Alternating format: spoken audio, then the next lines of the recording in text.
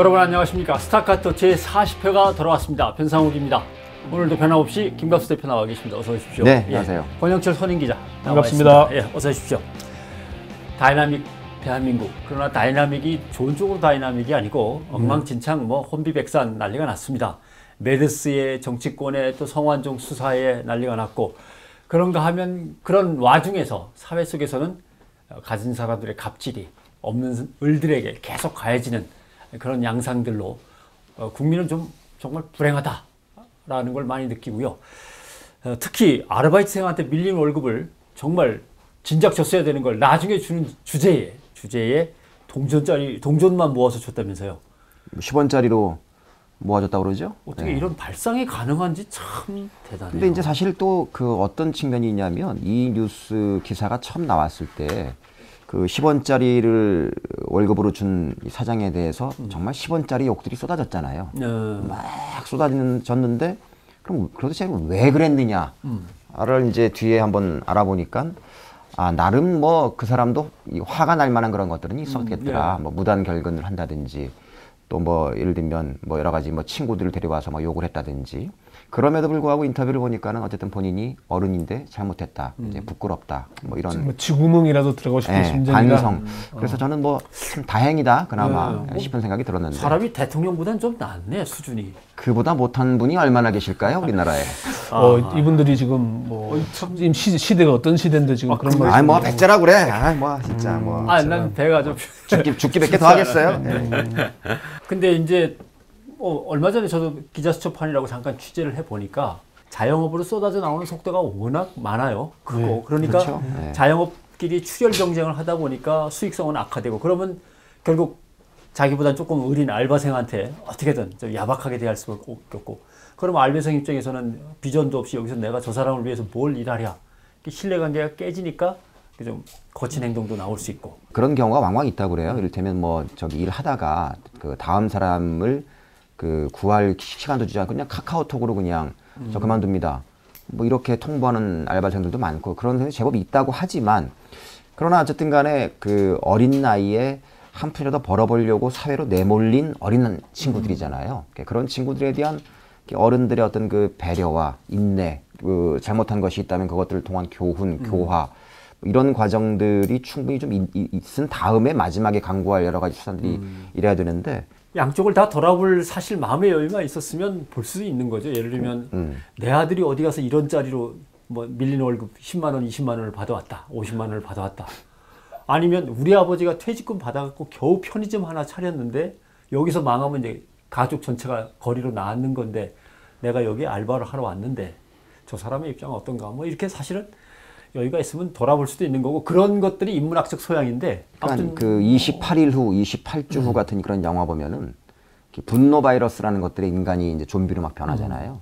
그래서 저는 우리 사회가 그런 분노 바이러스가 과하게 진짜 떠다니는 메르스만큼이나 위험한 분노 바이러스. 자, 오늘의 본론으로 가시죠. 자, 스타카토 40회. 혹시 나도 감염되어 있는 건 아닌가? 한번 우리 자신을 돌아볼 필요는 있을 것 같습니다. 자, 이제 핫 이슈로 넘어가도록 하겠습니다. 스타카토 40회 첫 번째 핫 이슈는 성완종 리스트에 대한 검찰의 중간 수사 결과 발표입니다. 한 가지만 권영철 기자한테 물어볼 게 있는 게, 중간 수사가 이만큼 나왔으면 마지막 최종 수사 결과 발표해서 달라질 건 없겠죠? 예, 달라질 건 없습니다. 알겠습니다. 그러면 총평을 한번 하는 걸로 근데 해보겠습니다. 처음에 우리가 기대할 때하고 지금하고 달라진 게 없잖아요. 예상대로였고. 그랬네요. 검찰은 그런 면에 초지일관이다. 초지일관. 늘 한결같은 모습을 보여주신다. 한 가지 이제 제가 좀 우리 권 기자께서 나오셨으니까, 오늘 우리가 이제 사전에 이 카메라 돌고 마이크 들어오기 전에 얘기했던 것처럼 제가 좀 디스를 좀 한번 하려고 하는데, 문무일 검사팀, 그 문무일 검사장인가요? 에 대한 기대를 좀 하셨었어요, 사실은. 기대했죠. 제법 검찰청 안팎에서 희망도 높고, 좀 수사가 제법 되지 않겠느냐라고 하는 기대치를 약간 내비쳤던 적이 있었는데, 에나콩콩. 네. 가만히 있을 양반이 아니거든. 전화 걸어갖고도 따졌을 거 아니야. 이게 뭐냐고. 그래서 이 소회가 좀 남다르실 것 같다는 생각이 좀 듭니다. 따졌죠. 따졌는데 이제 이 수사를 보면서 우리가 애초에 예측했던 게 수사가 어려운 수사다. 그리고 공여자가 없는 상황에서 만들어내야 되니까 쉽지 않은 수사인 거는 검사도 알고 우리도 알고 국민들도 알고 있었죠. 가장 중요한 포인트는 이제 저는 누차 말씀을 드렸지만은 검찰이 정말로 수사하려는 의지가 있느냐 없느냐를 보여주는 게 제일 중요하다. 정말 친박 살아있는 권력에 대해서 검찰의 메스를 들이대면서 최선을 다하는 모습을 보이면은 아, 검찰이 아직도 국민의 검찰로 돌아올 여지가 보이는구나 할 것이고, 여전히 예측한 대로 청와대의 주문대로 결과가 나오면은 검찰은 열심히 했을지 몰라도 국민들이나 우리는 검찰을 비판할 수밖에 없는 그런 구조일 것이다 얘기를 했잖아요. 근데 제가 그 예측했던 거기서 한 치도 벗어나지 않았던 아니 그 예측은 뭐 저기 누구나 할 수 있는 예측 아니에요? 두 일말의 가지 경우의 수를 두고 일말의 기대를 걸기도 건다. 이 팀이 이기거나 저 팀이 이길 것이다. 그래서 이제 제가 볼 때 이 수사의 가장 큰 문제점은 뭐가 있느냐? 네. 첫 번째는 홍준표 경남지사에 대해서 이제 거기는 검찰 나름대로 증거와 전달자와 뭐 당시 동선과 이런 걸 다 맞췄어요. 그래서 기소를 해서 유죄를 검찰은 확신을 하는데 왜 영장을 청구하지 않았냐? 홍준표 지사가 당시에 증거 인멸하는 행동과 말과 인터뷰를 수없이 했는데도 불구하고 안 했다. 이건 이제 검사 출신인 금태섭 변호사도 어제 이제 CBS 시사잡기 인터뷰에서 그런 얘기를 했어요. 영장을 치고 나가면서 검찰이 개련한 모습을 보였으면은 수사를 받는 경남기업 관계자들도 검찰이 정말 수사할 의지가 있는 거구나. 좀 더 협조했을 수가 있는데 그렇지 못한 점을 비판했는데, 그 점에 대해서는 이제 검찰의 해명은 꽤 장황합니다. 영장이 나올 것에 대한 확신을 못해서 오히려 범죄 사실을 상세히 알려줘서 방어하게 만들 길밖에 없었다 당시. 눈물겹네 아주. 네? 그동안 뭐 영장 청구했다가 기각된 게 한두 개가 아닌데 그러니까 무슨 막 칠 때는 언제고? 이 부분이 검찰이 가장 비판받는 대목 하나고. 두 번째는 친박 실세로 불리는 사람들은 소환 조사조차 하지 않았다. 이 부분이거든요. 그러면 이제 특검을 하면은 이제 그런 비유를 합니다. 특검은 사실 수사 이후의 책임이 없잖아요. 그러니까 검찰이 친박 실세, 그리고 현직 도지사가 2명이나 있고 또 뭐 관련된 사람들이 전직 비서실장, 현직 비서실장 등등이 많이 있는데, 이 사람들이 성완종 전 회장이 얘기한 대로 그게 맞추려면은, 그럼 성완종이가 어쨌든 돈을 줬으면은 실제 줄 돈이 있었는지를 경남기업의 자금 상황을 뒤져봤을 거 아닙니까? 어디 신문에 보니까 9.3 테라바이트의 양을 뒤졌다고 얘기를 하니까 엄청나게 수사를 한 거는 맞는데 없었단 말입니다. 그럼 최소한 그 사람들을 노건평 씨를 세우듯이 검찰 앞에 불려 나오면서 성완종과의 관계에 대해서 창피를 주거나 모욕을 주거나 할 수 있는 길도 있었는데, 서면 조사 딱 보내면서 그냥 그냥 답변이나 하시죠 뭐. 공손하게 끝냈다. 공손하게 끝낸 수사의 의지의 모습을 보여주지 않았던 점, 이 한계. 검찰이 오래 너무 놔둔 것 같아요. 그러니까 이 점이 검찰이 일종의 스톡홀름 신드롬처럼 그 검찰이 빠져나갈 수 없는 한계가 있는 겁니다. 있어요. 분명히 이 한계가 있고요. 그래서 이제 제가 김갑수 대표가 말씀하시는 대로 정치적으로 검찰이 친박 실세들을 너무 봐주려고 애를 쓰는 게 아닌가. 근데 이제 그 얘기를 합니다. 문무일 검사장이 자기는 이 특별수사팀장을 맡으면서 옥세를 한다는 각오로 시작을 했다. 그 각오로 했고, 그럼 특검에 가도, 특검에 가면 달라질 건 본인은 그렇게 얘기합니다. 특검과 달라질 것은 검찰은 이 수사 상황에 혐의를 입증하기 할 수 없는, 그러니까 공여자나 단서가 없는 상황에서 소환하기가 어려웠는데, 특검을 하게 되면은 그 사람들을 부르긴 할 테다. 근데 부르는데 가령 허태일 전 비서실장을 불렀다. 그러면은 당신 돈 받았냐? 안 받았다. 성원장이 줬다 그랬는데 나는 안 받았다. 그럼 당신들이 뭘 근거로 줬다고 얘기하냐? 입증해봐라. 이렇게 하면은 검찰이 그 다음 2번, 3번, 4번 질문한다면 질문할 게 없다는 거예요. 그럼 그걸 하려고 불러 세웠느냐? 그럼 현직 지사를 그럼 서명수 부산시장을 불러왔다. 서명수 시장한테 당신 돈 받았냐? 안 받았다. 줬다고 하는데 나는 받은 적이 없다. 그럼 뭘로 줬다고 입증할 거냐? 당신은 뭘로 얘기를 하냐? 그 다음 할 얘기가 없었다.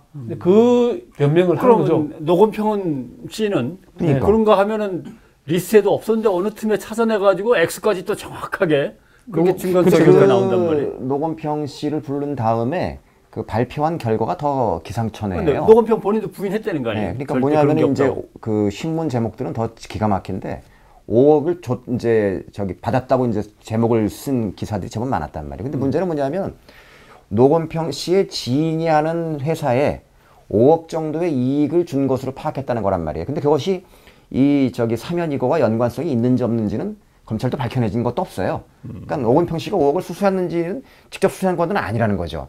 그리고 이제 지인이 그냥 어떤 경제적 이익을 봤다는 건데 그게 이거하고 관련이 있는지에 대한 것은 아무것도 검찰이 주장은 없고 그냥 망신만 준 거예요. 그런 점에 있어서는 검찰이 빠져나갈 수 없는, 국민의 지탄과 언론의 지탄을 받을 수밖에 없는, 오늘 뭐 도하신문들 다 보셨겠지만은 다들 뭐 한국일보 대선자금 의혹 앞에서 돌아선 검찰. 이런 식의 제목이 나올 수밖에 없는 그런 구조이기 때문에 그동안에 제가 이 수사를 해왔던 검찰이 봐도 가령 김기춘 씨를 보면 그렇습니다.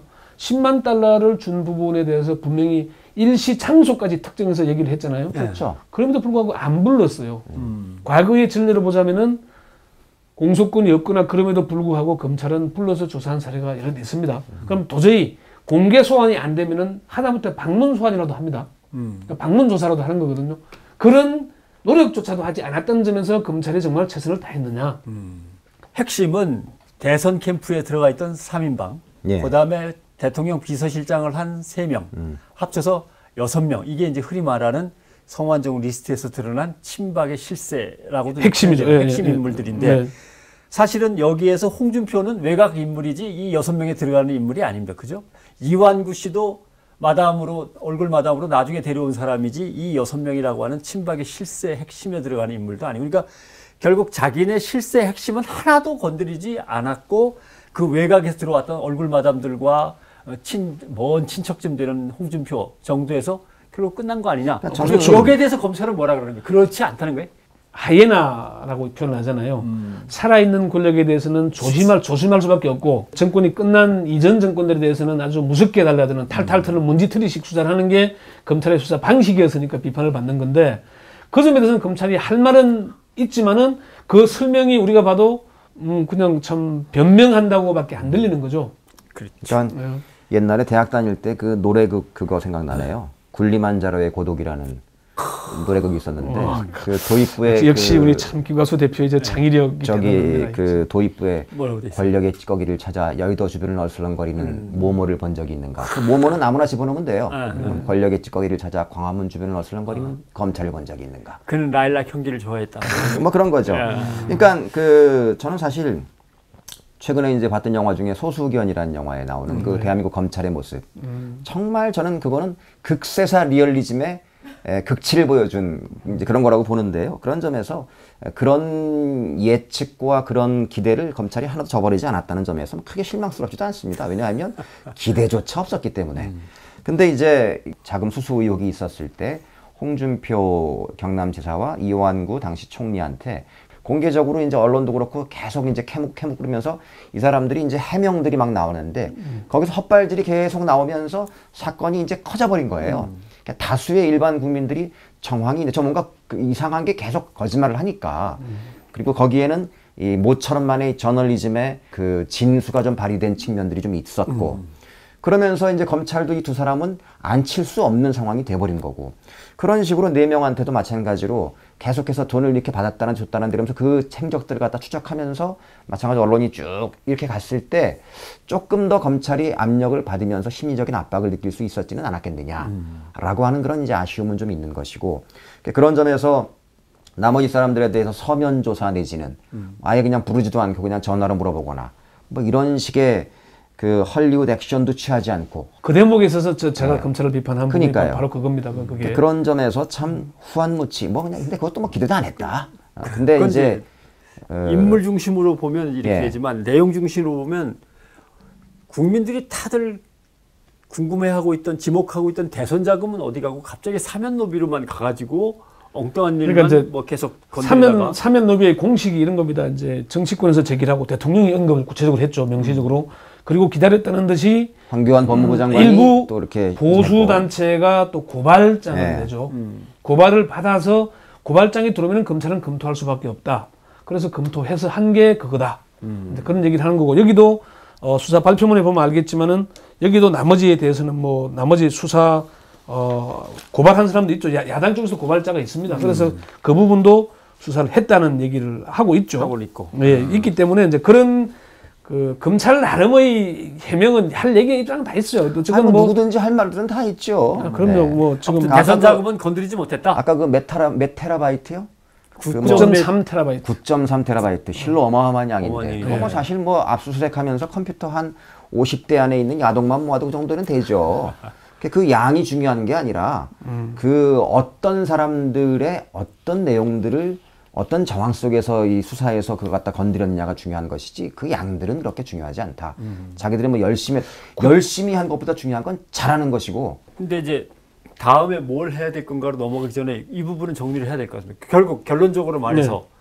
성완종 씨가 숨지면서 남긴 유서 같은 그 인터뷰, 그 다음에 메모 이걸 갖다가 합쳐서 한마디로 얘기하면 서병수나 또는 홍준표 지사가 얘기한 것처럼 애당초 실체가 없는 이야기다 이거냐, 아니면 뭔가 부분적으로 조금은 드러난 게 있는 걸로 봐서는 분명히 실체는 있는 이야기인데 결국은 검찰이 거기까지 이르지 못했다, 이렇게 우리가 결론을 짓고 나가야 되느냐. 이제 그 부분에 대해서 이제 그 우리가 검찰의 설명 중에 유의미하게 볼 부분 중 하나가 리스트를 언제부터 작성을 했느냐. 리스트. 처음부터 의도했던 거냐 아니냐.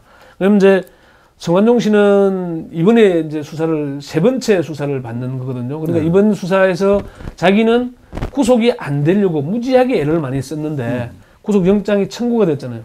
그리고 난 다음에 긴급하게 사람들을 모아서 대책회의를 다 해보고 홍준표 지사한테 돈을 준 윤모 씨를 찾아가서 녹취를 하잖아요. 돈 당시에 준 거 어떻게 그 얘기는 그런 과정을 다시 확인하고 있다는 얘기는 그 성완종 회장이 처음부터 빗장을 안 가지고 있었다는 거. 그리고 이걸 리스트를 작성할 생각이 처음에는 없었다는 거. 그러니까 4월 5일부터 시작이 되니까 4월 9일 날 본인이 아침에 나가서 이제 스스로 목숨을 끊잖아요.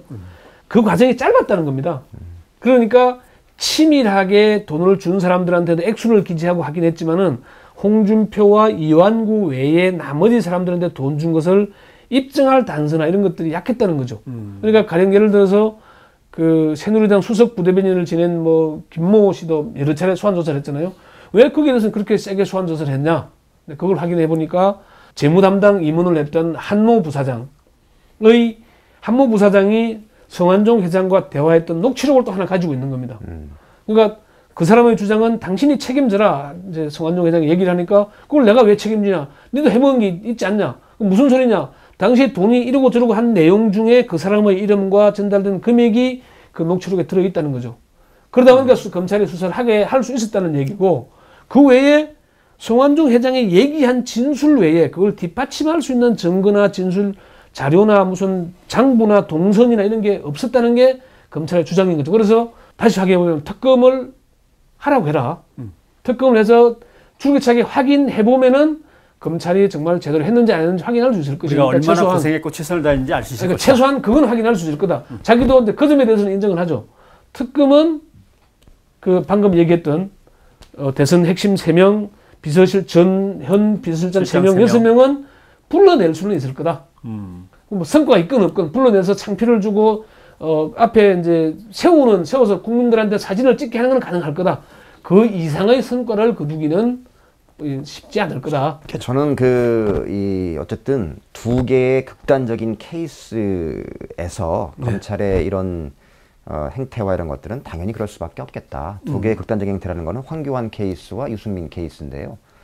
자, 대통령이 가이드라인을 주고 이렇게 해라 했을 때 그 염치불고하고, 자 그러면은 저기 사면 로비는 양쪽을 다 들여다볼 게 있다라면서 공개적으로 법무부 장관이 얘기하면서 정말 시키는 대로 잘해버린 황교안이 총리로까지 영전되는 걸 바라보면서 그 욕망에 자유로울 수 있는 대한민국 검찰이 몇 명이나 있겠느냐. 특히 그 검찰이든 관료 집단이든 어디든 간에 한 국장급들 요 이상 가면 그다음부터는 정치의 영역이거든요. 그 뒤에는 그 아래는 행정의 영역이었다가 그 욕망에서 자유로운 사람들은 거의 없을 것이다. 두 번째, 자 배신이라는 단어가 이제 그 최근 몇 달 사이 이제 최근에 한국 사회의 이제 키워드인데, 저는 사실 뭐 어떻게 보면 배신이라는 단어는 대통령이 썼지만은 그 이면에는 거역이라는 의미라고 보거든요. 어디 감히 나를 거역해. 거역했을 때 어떻게 되는지를 또 본 거예요. 잘 아는 거지, 대한민국 검찰들은. 그런 공포 속에서 또 어디에 그게 아니고요. 그 가이드라인 말고도 알아보니까 이런 내용들이 있고 이렇던데요. 라고 할 만한 그 소수 의견이 검찰에 관통될 가능성은 매우 적었을 것이다. 그래서 뭐 이해하는 바 충분히 있지만 공감은 절대 못하겠다. 뭐 역시나 그대로였고. 역시 뭐 그건 저는 뭐 김갑수 대표의 말씀에 저는 뭐 공감을 합니다. 그런 비판을 받을 수밖에 없는 구조고 검찰이 그 별동대 사법부 소속도 아니고 행정부 소속이고 또 수차례 이미 지난번 국정원 댓글 사건, 국정원의 대선 개입 사건 수사를 하다가 물 먹고 아직도 전국 고검을 전전하고 있는 당시의 열혈 수사 검사들의 모습을 보면서 정말 저 사람들이 그 전철을 또 밟을 수 있겠나. 그런 용기와 배짱과 의지가 있었느냐. 그 대통령께서 말씀을 많이 하시는 편이 아닌 분이잖아요. 네. 적게 한단 말이에요. 근데 그 적게 할 때 저는 그냥 툭툭 던지는 얘기들이 아닐 것이다라고 저는 이제 갈수록 심증을 좀 굳혀가는 편이에요. 저기 분명히 세간의 화제가 될 것이다라는 거를 모를 양반도 아니고 한마디 툭툭 던진 것 중에 제가 여러 차례 언급을 했지만 왜 진짜 청와대 실세는 진돗개라는 얘기를 하셨잖아요, 대통령이. 그럼 진돗개의 특성은 뭐냐? 자, 저 물어, 앉아, 뭐 해? 그럼 시키는 대로 잘하는 거예요. 그리고 뭐 할 때면 막 꼬리 흔들고. 저는 그런 행태들을 해서 대통령이 사랑할 수밖에 없는 사람들이 행태가 정해져 있다. 김갑수 대표를 조만간 우리가 좀 면회해가는 그런 시민들이 아닐까요, 혹시? 사실은 내가 좀 넣어드리지 뭐. 자, 그런데 이제 뭐 다음 얘기로 넘어가는 이제 중간 브릿지 역할을 해야 될 것 같아요. 특검 얘기는 근데 특검이 시작될 때 또 우리가 얼마든지 해야 되지 않을까 싶기도 하고. 어쨌건 이제 이게 특검을 할 만한 동력이나 있겠어요. 이게 이대로 마무리될 수 있을 거냐. 근데 그 점은 짚어봐야 될 거 아니겠습니까? 어쨌건 야당으로서는 친박 신세들이 6명이나 걸려있고 청와대 전현직 비서실장 3명이 다 걸려있는 문제잖아요. 그러니까 야당으로서는 공격을 할 수밖에 없고 또 국민적인 의혹을 본인이 스스로 대기업의 그리고 국회의원까지 했던 사람이 스스로 목숨을 끊으면서 했던 얘기니까 의혹이 클 수밖에 없는 사안이잖아요. 국민의 궁금증을 풀어주는 것도 의무거든요, 사실은. 국민이 알 권리가 있지 않습니까? 그래서 저는 특검을 갈 수밖에 없을 텐데, 이제 새누리당은 상설 특검을 얘기하는 거, 상설 특검은 일단 제도권 내려 들어와 있는 거잖아요.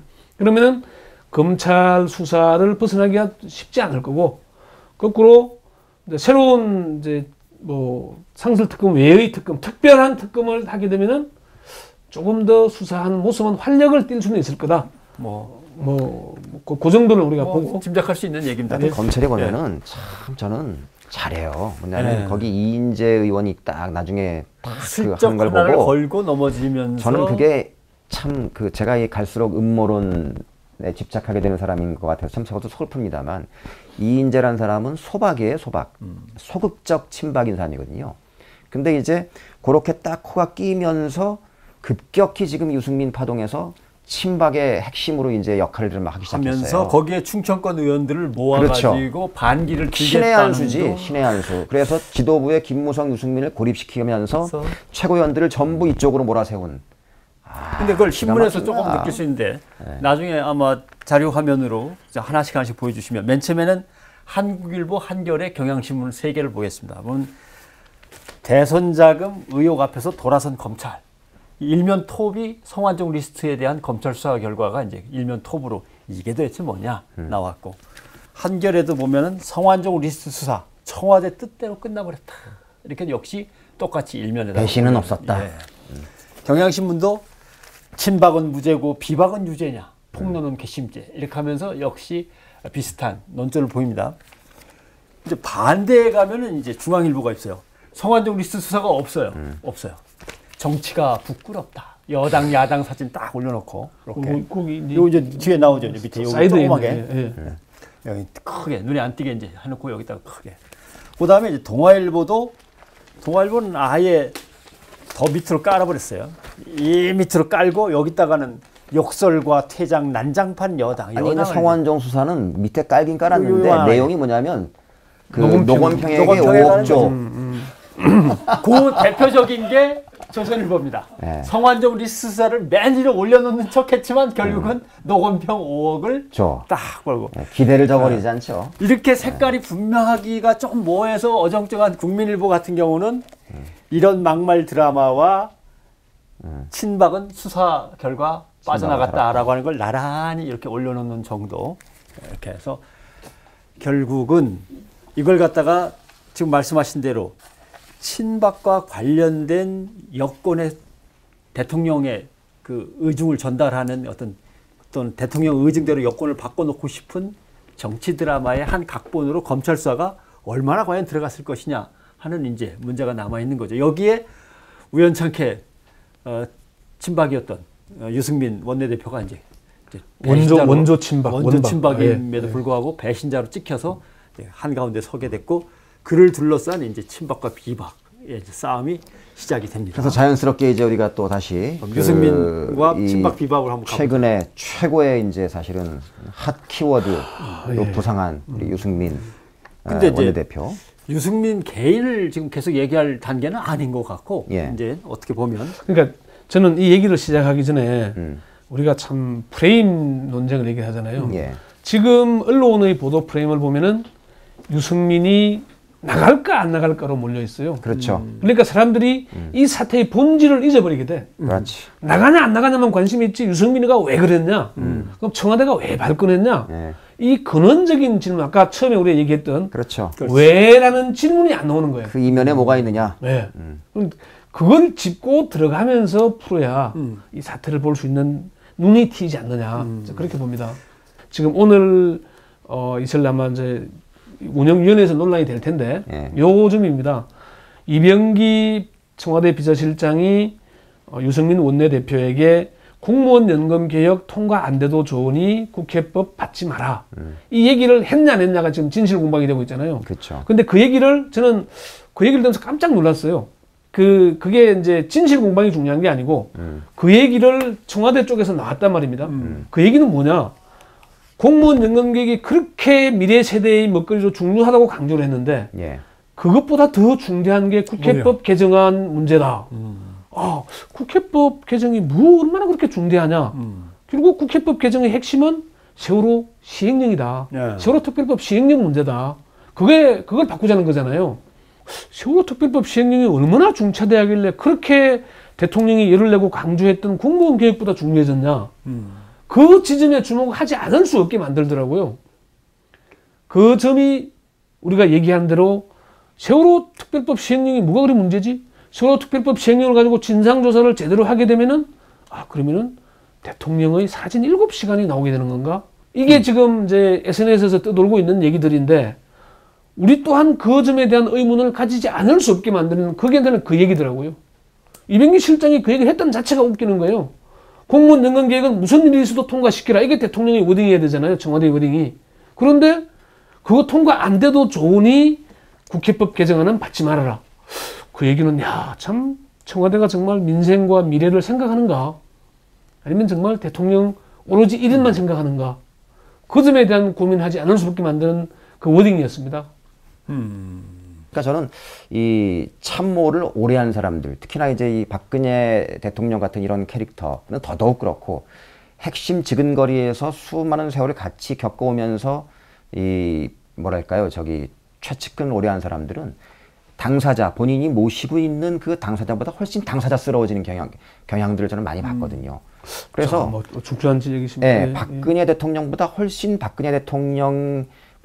그 박근혜스러운 그 근본주의로 가버리는 이 사람들이 계속해서 대통령과 가장 많은 대화를 그나마 대통령이 원래 다른 사람 대화를 잘 안 하는 캐릭터지만 그나마 하는 사람들의 개연성이 매우 높고, 그런 사람들이 대통령과 청와대를 조금이라도 거역하거나 거스르거나 이렇게 하려고 하는 권위에 도전하거나 이런 조짐들과 이런 것들은 빨리빨리 조기 진압하고 무조건 존재할 가능성 자체를 아예 말살시켜버리고자 하는 의지가 워낙 강하기 때문에, 그런 연장선 속에서 국회를 이제 바라보고 있던 것이고, 그 국회를 바라보고 있는데 더군다나 원내대표가 또 선출된 게 또 하필이면 유승민이라는 배신자가 또 아니나 다를까 계속해서 또 첫 일성이 청와대 얼라드부터 시작해가지고는 계속 이제 청와대하고 반하는 의사결정들을 진두지휘하고 있고, 그러면서 이제 친박들을 내세워봤지만 연전연패하면서 자존심 상하고 열불은 터졌고 분노는 극에 달해 있고, 이런 상황에서 이제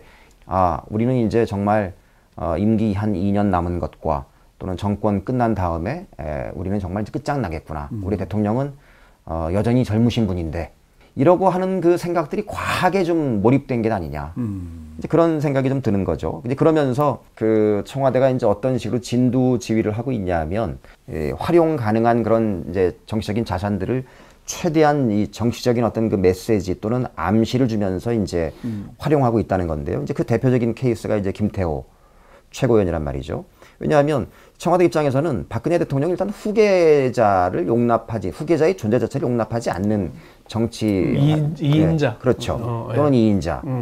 권력을 조금이라도 나누려고 하지 않는 그런 캐릭터란 말이죠. 그 누구를 전적으로 신뢰하지도 않고. 네.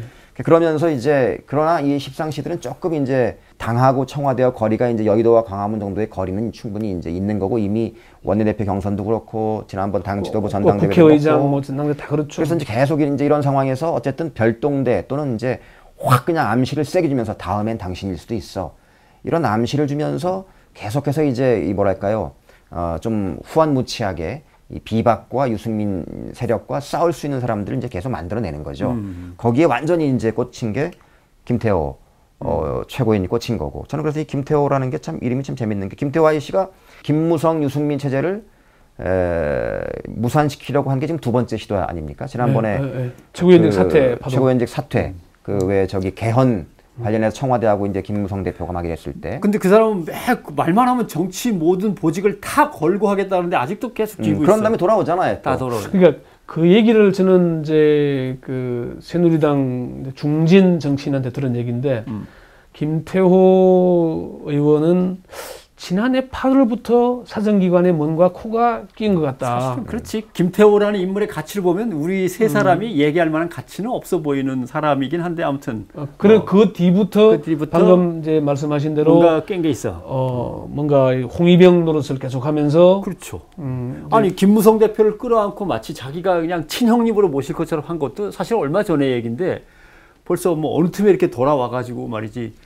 야, 이게 지금 나 나갈래 형. 그러니까요. 지난번에도 나간다고 했다가 청와대에서 또 사인이 왔겠죠. 야, 안 무너질 것 같아. 다시 돌아가. 최고위원 한 자리가 얼마나 중요한데. 그래서 돌아왔잖아요. 지금도 저 상태에서 이제 서청원, 이정현 뭐 최고위도 안 들어가고 뭐 사퇴하니 많이 그러잖아요. 그래서 지금의 김무성 체제를 흔들고 비대위를 구성해서 전당대회를 다시 하자 이런 얘기가 좀 나오고 있거든요. 친박 내부에서. 그런데 그렇게 되면은 비대위원장을 또 유승민 원내대표가 하게 돼요. 선출직, 남는 선출직이니까. 거기다가 전당대회를 다시 해봤자 이길 가능성도 없어요. 친박이 이길 가능성도 없죠. 그러니까 이러지도 저러지도 못하면서 유승민 흔들기만 계속 하게 되는 것이죠. 김태호 얘기를 마무리 지으면 그래서 이제 어저께 그 화면 보셨잖아요. 그 어제 가장 많은 조회수를 기록한 영상이 아마 그 장면들. 난 잔다르크인 줄 알았어요.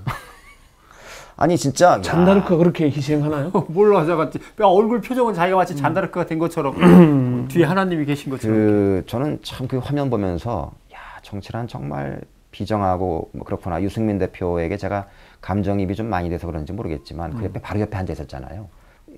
이 장면하고 그 다음에 대통령이 그런 다음에 바로 100도로 머리 숙여서 이제 사죄한다고 할 때 그 두 장면들이 떠오르면서 정치라는 게 참 뭐랄까 비정하고 그리고 그 비굴함과 비열함과 이런 것들을 전부 감내하고 감수하고 그래서 제가 이제 가끔 예를 드는 게 막스 베버의 소명으로의 정치라는 책의 핵심은 맨 마지막에 나오는 문단에 그럼에도 불구하고란 단어가 결국은 그 책의 핵심이다. 8글자로 줄인다면 자기의 신념이 짓밟히고 뭐하고 이랬더라도 그럼에도 불구하고 그걸 견딜 수 있는 자만이 정치에 뛰어들어라. 그러니까 그게 이제 방금 말씀하신 것 중에 하나가 유승민의 90도 사죄 두 번이나 하는 거. 이거는 유승민 원내대표의 원래 본 뜻이라기보다 김무성 대표가 강요한 나름 여기서 풀고 가자. 있었을 것 같아. 풀고 가자.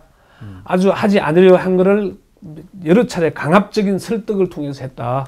그게 아쉬웠다는 얘기를 하는 정치인들이 있었습니다. 근데 저는 개인적으로 오히려 그게 그 유승민 의원의 그 100도 인사가 전 국민이 봤을 때 야, 저 사람은 정말 수치스러웠겠다. 보수 진영에 지지하는 사람들조차도. 그런 다음에도 청와대와 대통령이 계속 찍어내려고 할 때는 저는 그때 여론들은 유승민 편이라는 거, 대통령이 매우 높다는 거죠. 중요한 말씀 같아요. 지금 유승민 원내대표 개인의 문제에서 이제 벗어나기 시작한 거야. 이거는 당청의 문제고 당내 개파의 문제가 됐다가 이제는 이 나라 민주주의가 저런 꼴이어야 되는 거야? 의회 정치라는 게 이걸로 이제 그러니까 넘어가는 저는 거죠. 이 핵심이 뭐냐면 누가 봐도 지금 절대 다수의 국민들이 볼 때 조금만 상식 있는 사람들이 이렇게 보면은 도대체 유승민이가 무슨 죽을 죄를 졌지를 몰라요. 그러니까 그걸 안 따져보니까. 그러니까 실제로 그런 죄도 없다는 거 자기들 봐도 암만 생각해도 유승민이 뭘 그렇게 죽을 죄를 졌지? 라고 하는 거에 청와대가 이걸 찍어내려고 하는 거에 동의되거나 감정이입이 되거나 이런 사람들이 거의 없다는 게 지금 핵심이라는 거예요. 유승민 죽을 죄는 원내대표에 당선되는 것부터가 그렇죠. 그러니까 그게 무슨 죄냐는 거야. 그래서 결과적으로 여론은 유승민 편이라기보다는 청와대와 이 대통령이 유승민 대표와 지금 당에 가하는 이런 행태에 동조하거나 동의할 사람들이 아니 많이 있어요. 콘크리트 지지율들은 안 변합니다. 묻지마 지지기 때문에 변할 수가 없습니다. 뭐 상관없는데. 그러니까 그러나 그 콘크리트가 이 물에 불린 것처럼 불어날 가능성은 없다는 거죠. 저는 단언컨대. 그래서 콘크리트가 물에 불어나면은 왜 이러세요, 진짜. 견고하지가 않죠. 근데 박근혜 대통령의 그 감동적인 연설을 다시 한번 읽어보면 국민이 왜 실망하는지는 드러납니다. 정치적으로 선거를 수단으로 삼아 당선된 후에 뭐 자기도 그랬죠 뭐. 그리고 자기가 당선되는 과정에 본인은 과연 개입치 않았다고 할지 모르지만 국정원에 군에 뭐 온갖 부정선거가 있었으니까 신뢰를 어기는 배신의 정치, 약속한 거 하나도 안 지키고 있고 패권주의와 줄 세우기 정치, 가만히 있는 여당을 흔들어 갖고 비박 친박으로 줄을 갖다 만든 것도 역시 지금 박근혜 대통령이 지금 한 일이고, 선거에서 국민이 심판해 주세요. 이것도 다음 선거에서 뭘 심판해야 될지 모르겠지만, 근데 결국 국민이 설득도 안 되는 엉뚱한 얘기들이고 합당한 이유도 제시를 못하고, 정치를 누가 봐도 유승민이라고 하는 인물에 대한 사적인 보복장치로 이용한다. 이게 눈에 확실히 보이는 이런 상황이니까 결국 이거는 민주주의가 그러니까 아니다. 지금 국민은 그렇게 생각하는 거예요. 최근에 이제 일련의 사태들이 계속 누가 봐도 이제 참 일관성이 있다. 근데 그게 이해가 잘 안 된다라고 행태가 계속 반복되고 있는 게 패턴들이 있지 않습니까? 유승민 대표에 대해서 청와대가 그렇게 이지매하면서 계속해서 이제 분명히 저건 찍어내야 되겠다. 근데 왜 찍어내야 되는지에 대한 그 합리적 이유를 그 누구도 잘 이제 이해할 수 없는 그런 것들이 있고. 자, 정의화 국회의장도 지금 어쨌든 간에 같은 새누리당 소속인데 지금은 당적은 없죠. 국회의장이니까. 네. 근데 계속 청와대의 의중과 반대되는 길을 계속 선택들을 지금 해오고 있단 말이에요. 국회법도 마찬가지고 제의하겠다 또 하는 거 아닙니까? 그런 속에서 국회의장들의 그 모임이 있죠. 우리 중견 그 국회의장단 모임 5개국 그 모임을 이제 한국 국회의장이 거기에 초청을 이제 초청을 했는데 청와대에서 오찬 계획이었다가 이제 이걸 갖다가 티타임으로 바꿨는데 한국 국회의장은 부르지도 않았고. 네, 초청도 안 했죠. 이런 행태들이 청와대가 보여주는 그 뭐랄까요, 패턴들이 일정한 그 원칙들이 있다는 거죠. 누가 봐도. 근데 그런 것들이 참 졸렬하다. 그리고 왜 그러는지 도무지 상식적으로 이해를 못하겠다. 그런 점에서 저는 유승민 대표가 어느 순간 7월 6일 아까 이제 그 사퇴하느냐 마느냐가 핵심이 아닐 수도 있지만, 이제 저는 유승민 대표의 입장을 이제 포인트를 두고 이제 말씀을 드리면, 이런 식으로 계속 어쨌든 간에 당청 관계가 완전히 그냥 따로의 길을 가는 게 과연 도움이 되는가에 대한 피로도가 좀 쌓일 거다. 그런 피로도 때문에 유승민이 뭐 잘못한 건 없지만 그냥 야 네가 그냥 좀 이렇게 해줘라 라고 하는 여론들이 생성될 가능성은 좀 있겠다. 시간이 장기적으로 갔을 때. 그때 유승민 대표는 동정과 이해도, 사퇴해도 손해볼 건 없는 지경. 지금도 유승민 대표는 지난 시간에 우리가 얘기했던 것처럼 지난 시간에도 이제 결국 유승민을 키워주게 될 결과로 귀결될 것이다. 대력 대선 후보 군에 드디어 들어왔어요. 그러니까요. 그런 것처럼 이제는 그 유승민이 왜 저렇게 왕따를 당해야 되고 공격을 당해야 되는지에 대해서 동의하는 사람들이 겨우 늘어날 가능성도 없기 때문에 시간이 좀 지나서 더 이상 파국은 나가야 되겠다고 유승민 대표가 사퇴하더라도 유 대표 입장에서는 더 이상 손해볼 거는 없을 것 같다. 그러나 한국 정치 전체를 보면 정치권에서 보수와 진보를 넘어선 새로운 경쟁과 협력의 시대로 나아가기 위해서 뭔가 여권 내에 한 디딤돌 정도가 필요했는데 딱 유승민 대표가 거기 자리를 잡았던 것 같은데, 그러니까 그 디딤돌이 없어진다는 건 참 서운하죠. 그러니까 이제 그래서 신문을 보다 제가 준비를 한 게 이겁니다. 이 책이 요새 절판된 책입니다. 이 참 구하기 어려운 책입니다. 전용. 야, 사진 진짜 잘 찍었다. 구하기도 어려운 책이지만 만나기도 싫은 사람이긴 한데. 전용욱 전 의원이 박근혜 대통령을 대변인으로서 2년 가까이 이제 보필을 했잖아요. 그때 한 내용 중에 딱 그 얘기가 있습니다. 중간에 제가 한 대목만 읽어주자면은, 박근혜 후보가 내가 당에 들어와 지난 3년 동안 지켜봐왔다. 가까이서 2년을 지켜봐왔다. 그래서 나는 잘 알고 있었다. 대통령감은 아니라는 것을. 나라를 위해서 그녀가 과연 대통령직을 제대로 수행할 수 있을까? 그에 대한 답은 이미 정해졌다. 아니다. 노였다. 그렇다면 나는 너 전욕 노라고 말해야 한다. 이런 대목이 있어요. 가까이서 지켜보니까 근데 노하면 죽는다는 거 아니에요? 본인이 그 뒷부분 지켜나간 거죠. 그러니까. 뭐. 뒷부분 있어요. 네, 그러니까요. 이런 얘기 한 자체가 여의도에 있는 모든 사람들이 날 기막히 할 거다. 이런 점에서 박근혜 대통령은 나를 좀 알아주셔야 돼. 내가 전역 의원이 박근혜 대표를 배신할 거라고 기사를 제일 먼저 썼다가 전역한테 허무맹랑한 소리 하지 말라고 고소당했던 사람 아니야. 근데 그 얘기는 이제 그건 뭐 별거. 어쨌건 전역 의원이 그래도 전 의원이 기자 출신이잖아요. 그러니까 자기 나름의 보는 눈이 있었던 것이고 그래서 아닌 건 아니라고 얘기했는데 그러니까 그 얘기를 어제 이제 조선일보에서 그 얘기를 썼어요. 박근혜 대통령의 가까이 있던 70%가 떠났다는 거 아닙니까? 그거 참 아니 그 양상훈 뭐 논설위원이 쓴 그 해설주간이 쓴 논평인데 그렇게까지 숫자를 셌는지는 모르겠지만 친박이었던 사람의 70%는 넌들이 나가 그냥. 그러니까 우리가 지금만 봐도 원조 친박이었던 사람을 손을 꼽아도 김무성, 진영, 유승민, 이해운 뭐 이런 사람들이잖아요. 아무도 가까이 없습니다. 특히 이해운 같은 경우 미디어오늘과의 인터뷰에서 유승민 의원이 뭘 잘못했다고 그러느냐.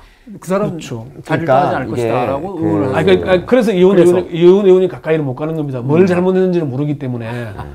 박근혜 대통령이 옆에 서서 바른 소리 하면 안 되는데 바른 소리를 자꾸 하니까 못 가는 거죠. 보수지들이 지금 그런 쓴 거 저는 가끔 온라인상에서 이제 SNS에서 누가 퍼나른 것들을 가끔 스치면 이제 볼 기회가 있었는데 지금 일관되게 이 박근혜 대통령의 청와대가 보여주는 유승민 대표에 대한 또는 당에 대한 행태에 대해서 전면적으로 비판 모드로 나왔잖아요. 그게 아까 제가 말씀드렸던 이제 그런 맥락이라고 저는 본다는 것이 아무리 같은 편 입장이라고 봐주려고 해도 이게 누가 봐도 저 사람이 왜 저렇게 찍힘을 당해야 되는지에 대한 사유를 발견할 수 없기 때문에 이러다가는 정말 이 여권이 보수정이 공멸할 수도 있겠다는 위기의식을 세게 느낀 거라는 거죠. 그런 거 같아요. 그러니까 이제 그제인가요? 조선일보에서 보도했던 내용 그런 겁니다. 친박 30%, 친노 30%를 빼고 비박과 비노가 모여서 새로운 당을 만들어라. 근데 그 얘기가 방금 얘기했던 대로 이대로 가다가는 혹시나 무너질 수 있겠구나. 10년간 빼앗겼던 그 사실에 너무 가슴 아파하거든요.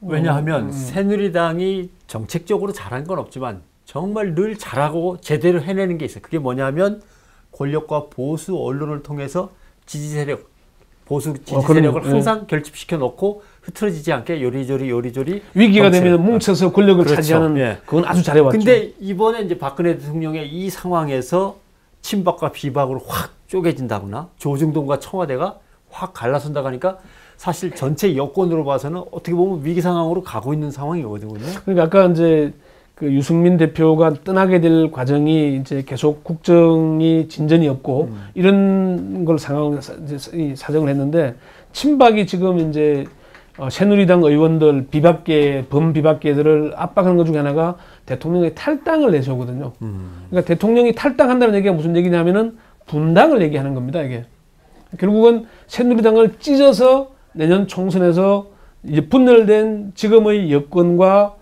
단일한 야권의 싸움에는 또 필패 국민으로 가는 거 아니겠습니까? 2004년 탄핵 국민처럼 나올 수 있다는 것을 은연중에 협박을 하고 있는 거거든요. 근데 여기서 딱 한 사람만 더 얘기해요. 김무성 대표는 뭐해? 박근혜 대통령 입장에서 유승민과 함께 사실 찍어내고 싶은데 당대표한테 직접적으로 칼을 못 겨누는 건가? 김무성 대표가 지금 뭐 한 달 정도 가장 무성의했죠.